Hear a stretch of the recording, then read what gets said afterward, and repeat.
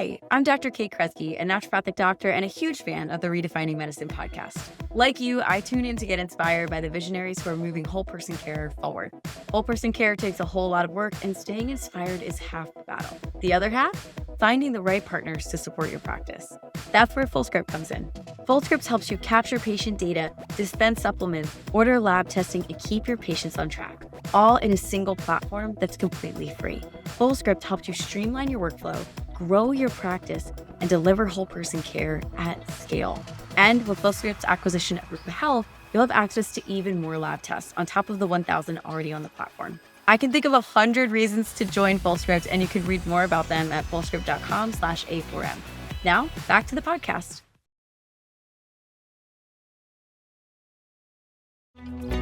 Welcome to Redefining Medicine, an intimate and personalized program that illustrates a different side of the practice of medicine. Our in-depth conversations will focus on the physicians and practitioners who are redefining medicine through their integrative, functional, and holistic approach to health and well-being. Our host for Redefining Medicine is Dr. Erica Schwartz. For more than 20 years, Dr. Erica has been at the forefront of advanced patient care, taking the best from conventional and integrative medicine and applying them to prevent disease. Dr. Erica is a distinguished A4M faculty member in disciplines ranging from hormone therapy, peptide therapy, and IV nutritional support. Hi, we're back in Las Vegas at Longevity Fest 2024, the most amazing event I've ever been part of that A4M has put together. And we have more than 7,500 people here. We have the most amazing speakers, researchers, clinicians, all people who are dedicated, committed to changing healthcare. And I have the honor of having Dr. Nichola Conlon with me, who is one of those people. So Nichola, nice to have you here.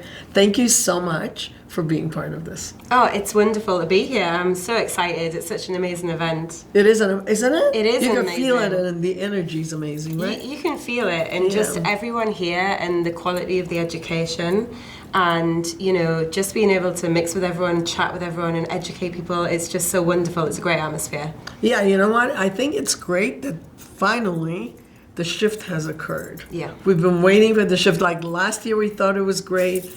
This year is like, forget it. It's like no more. The change is huge. So talk to us about what you're doing, because it's really important, and you're a scientist, and we need to hear about it from you. Absolutely. So my background, I'm a scientist, and it was actually in drug development. And I spent years researching molecules that were looking at designing drugs, essentially, to slow down cellular aging. Because as we don't have to preach in this community, we know age is they get it. Yeah, they get it. Age is the biggest risk factor for all the diseases that drugs companies are trying to cure, essentially. And one of my jobs was we would send hundreds of molecules to the lab, and we would literally get a spreadsheet back saying these ones work amazing, these ones half as well, and these ones don't work at all. And then we'd have to look and go, right, well, what can we patent? And of course, all the things that worked marvelous at the top were all natural molecules. They all had great safety profiles. They were available already. And I would have to go through and go, nope, can't use any of those. Let's put our money into something that works half as well.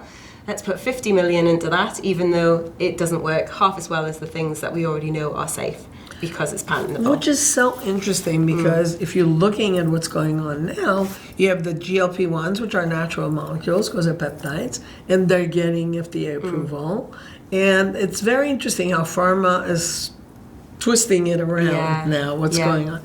But you have done, so then you left. Yeah. Tell us what happened. Tell us your story. Yes. I decided this is not for me. Commercially, I get it, but ethically, there are things that could be getting used now that actually have great science behind them that are just not getting out there for people to benefit from. Right. And as a scientist, I always found it incredibly frustrating that there was so much amazing science that people could be benefiting from that people just didn't know about. And now we were in this situation where there were also molecules that people could be using that they didn't know about. So I decided to leave that world in 2017. I set up my own company, and basically our mission is how do we get this latest science in the field of longevity research out as consumer products, but with good science so that people can benefit from it now. And I have to say, when I left my very credible job in drug development to start a supplement company, everyone thought I'd lost the plot. Everyone said, you're crazy. Listen, I've been there 30 years before you, so don't worry. Oh, it's and snake it wasn't oil. Losing it. Yeah, it's snake oil. These things don't work. But that's where we really wanted to change things. We wanted to take the science, make it into things that are accessible to people, but also do proper clinical studies, proper trials, to have the evidence to back up what we're saying. So that's exactly what we do. So tell me about your newest product. So our main product is all around the NAD space. So certainly NAD has become a very big buzzword. It certainly is. And there's a lot of people doing a lot of different things to try and boost their NAD levels. Right. But when I first became involved in the NAD space, what I realized was that a lot of the products and a lot of the ways that people were boosting their NAD didn't really make scientific sense when you looked at what the evidence was showing. In what way did it make sense? So, for example, if you think of NAD or you Google NAD, the first thing that would come up would be something like NMN. So this is a precursor. It's one of the raw materials that the body uses to make NAD. And a lot of people will take this precursor in the hope that it will boost their NAD levels. But actually, if you look at all the latest science, what we now know is the reason why NAD declines is because the pathway that naturally makes and recycles all our NAD in our cells gets turned down as we get older. Right. So I always use a factory analogy to explain it.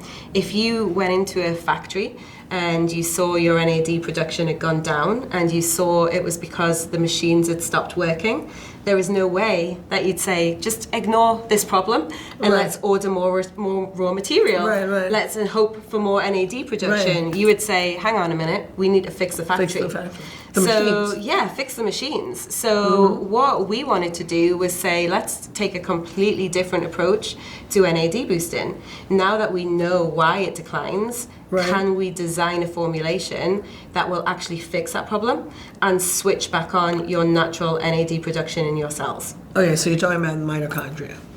So, or you're talking about cellular. Cellular. Okay, yeah. so tell us the difference. So NAD is available everywhere in the cell. Right. So NAD is actually involved in over 300 different reactions. Right. But I guess the two things it's most famous for are firstly energy production. So NAD in the mitochondria is part of the Krebs cycle, which literally takes our glucose and converts it into ATP as energy. Right.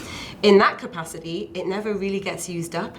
It just keeps flipping between different forms. It's a redox molecule. In its other capacity, which is outside the mitochondria in the cell, it more acts as more like a signaling molecule. So different levels of NAD activate different pathways in the cells. So most famously, NAD will activate the sirtuins. The sirtuins basically switch on lots of different pathways in our cells, which keep them healthy. And in this capacity, NAD is actually used up. So NAD acts like a fuel to drive the sirtuins. So the more the sirtuins need to be switched on, the more NAD is used. It's kind of like a fuel, and it's broken down and it decreases in the cells. Right, so can you explain what the sirtuins do? Yeah, so the sirtuins are deacetylases. So what they do is they switch on and off different genes by unwinding the DNA and exposing it so that the genes that need to be switched on are available for the cell to read.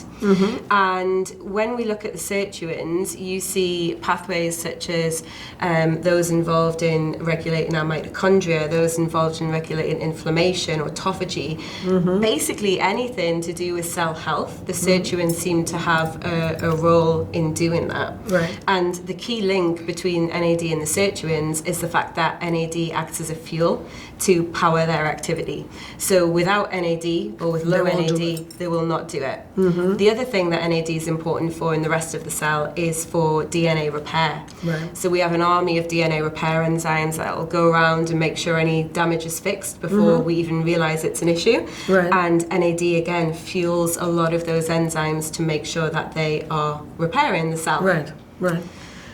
So you're working with the ones in the cell. So now you explain the one with the sirtuins and the NAD repair, basically. Is that what you're saying? Yes. Yeah, so what we wanted to do was, NAD is obviously important for all of those different functions, but it declines as we get older, which is why everyone's so interested in how can we boost it. And what we wanted to do was actually fix the reason why it declines. Right. So there is an enzyme, it is part of a pathway in the cell called the salvage pathway. Right. And when our cells are young and healthy, basically all our NAD is continuously made and recycled. So it's used up by the sirtuins, the DNA repair enzymes, it gets broken back down into its precursors, its building blocks. Then this pathway literally picks them back up again and recycles it back into fresh NAD. So when we're young, we don't get any NAD from the diet, we don't need precursors, we don't need any NAD coming in because our cells are making it. Right. So this is the reason why we get a deficiency as we get older, because as we get older, we've got more damage in our cells, we've got more inflammation, so our cells start to use more NAD, but right at the same time, their ability to make it declines, so we get this deficit. So the precursors don't exist anymore, or just what happens to the precursors that you have when you're young? So if you have precursors in your body and you don't have the capacity to recycle them, they have to be methylated and excreted. Right. So this is a problem that we see when people take very high doses of precursors. They go into the body, they get made into NAD, the NAD gets used up and broken down into precursors again, but then they can't go anywhere because that recycling pathway is not activated. So the body goes, oh dear, we've got all this precursor building up, how do we get rid of it? So it attaches a little methyl group, and that signals it for excretion as methyl nicotinamide. Right, so when you're talking about the precursors, you're talking about NMNs? Yeah, NMN, NR, nicotinamide, all vitamin B derivatives. Okay. Yeah. Great, so now continue, because this is really amazing, and I think it's helping a very different level of understanding. So you're doing a great job explaining to us. So go back now. So now you decided that you're going to be able to fix the machinery. Exactly that. Okay, so how do you do it? Exactly that. How do you do it? So what we did was we looked at all the different parts in the cell that are failing and causing this NAD decline. So we've just spoke about the fact that there was this reduction in the enzyme that makes and recycles NAD. The fact that That enzyme would be? it's called NAMPT. Okay. Yeah, NAMPT. So that's the key rate limiting enzyme in that pathway. Right. The other issue is this chronic low-grade inflammation that we have as we get older. We know there's a particular enzyme in our cell called CD38 that seems to become chronically overexpressed, and this is a prolific NAD consumer in our cells. So to put it into perspective, when the sirtuins or the DNA repair enzymes use NAD as a fuel, they will use about 6 or 7 molecules of NAD per cycle. CD38 uses 100. So even just a little increase in inflammation means a lot more NAD is being used. More need for exactly NAD. that. And also what we know as well is that CD38 has a very high affinity for NAD. So if CD38 is present in the cell, it will literally grab the NAD away and use it from the DNA repair Exactly and that. from the sirtuin. Exactly that. Okay, so how do you fix it? It's very important if you're going to boost your NAD to try and inhibit CD38 so that any NAD you are boosting is actually going to where you want it to go in the cell. So what happens when you inhibit the CD38? What repercussions would that be? So actually not a lot of repercussion because because it's got such a high affinity, you only need to inhibit it a very little bit to have a big impact. So even just a small amount of inhibition that doesn't affect its other functions actually has a major impact on NAD levels in the cell. So what we did was design a formulation that has multiple different ingredients in that are actually targeted to fix these issues. So we have activators of NAMPT, we have inhibitors of CD38, we have inhibitors of the methylating enzyme that methylates and causes the methylation problems. Right. And then we put this together as a whole formulation to actually fix the root causes of the decline.